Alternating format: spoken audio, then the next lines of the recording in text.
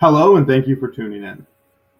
Today I will be presenting the automatic COVID-19 risk screening system using machine learning approaches from a software engineering perspective. I'm the speaker, Jordan Yono, and I worked on this with my colleague, Ravalika Gundu, and our professor, Dr. Mina Maleki, here at the University of Detroit Mercy. So for a little introduction and motivation, COVID-19 has introduced a new normal where human contact must be properly controlled to minimize spread of the virus. Our goal is to design an automatic COVID-19 screening system that utilizes computer vision, machine learning, and a distributed architecture to identify and alert on users who have a high-risk potential of COVID-19. For a quick overview of our COVID-19 risk screening system, you can see that we use cameras to analyze faces, detect faces with and without masks. We use thermal cameras to identify temperature and detect faces with high temperature. And both of those processes run concurrently. And when we have the results of those processes, we will then decide if we want to stop or go by allowing or denying entrance. If we deny entrance, we want to notify new detections and send the administration a notification. The software development lifecycle that we decided to go with was the iterative refinement process model. The iterative refinement process model allows for rapid prototyping, and it's really good when you have ambiguous requirements, which we did in this scenario, and you can really decide what the system should look like early by getting an artifact quickly. So at every stage of the process, we analyze requirements, we design, implement, and review. So in the requirements analysis process, our goal is to interface with stakeholders and understand what the system shall do and how it shall behave. There's two perspectives on our key functional requirements, and it's the visitor and the admin. So from the visitor's perspective, the system shall analyze a user's face and determine their risk. The system shall allow or deny entry, depending on their risk, and the system shall notify proper channels when high risk is determined. From the admin perspective, the admin shall be able to log in, the admin shall be able to configure risk thresholds, and the admin should be able to query logs by date time, high-risk visitors, and specific visitors, especially when they get notifications. From a non-functional requirements perspective, the system needs to be available during core hours of business use. It needs to be reliable and secure.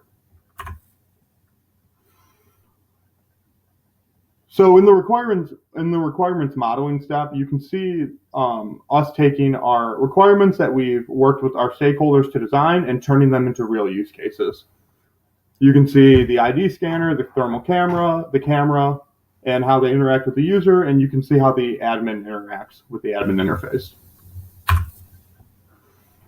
Here's an example of our user interface prototyping. When we get closer to release, we're going to want a more professional user interface. But in the early stages, this is good for us understanding a baseline of how the system should roughly look. Even though the UI will be more polished and professional, this just gives us an idea of what we're working with. And as you can see, we highlight in red for high risk, and for low risk, we highlight in green. Here's an overview of our system architecture, and we're going with an N-tier distributed architecture.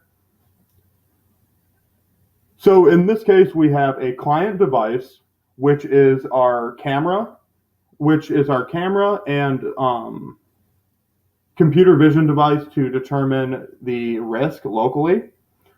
And then we have an application layer where we actually use the logic to determine the risk. We manage access control, and we interface with our database. And then we have a database layer where we store our transactional data. And then the other client device we have is our admin front-end application. And that's for, once again, the administration to use to query, log in, and manage access control. And they go through the same application layer into the same database layer.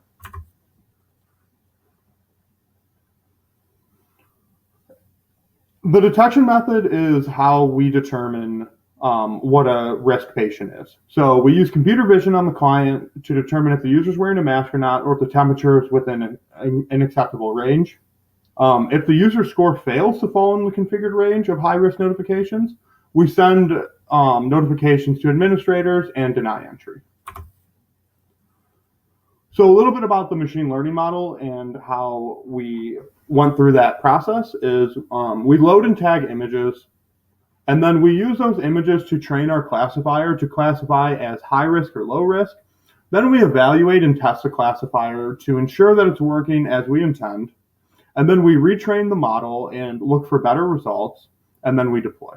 And so as far as future work goes, the current state has been mostly comprised of research, planning, requirements elicitation, verification with the client, with less emphasis on implementation and testing.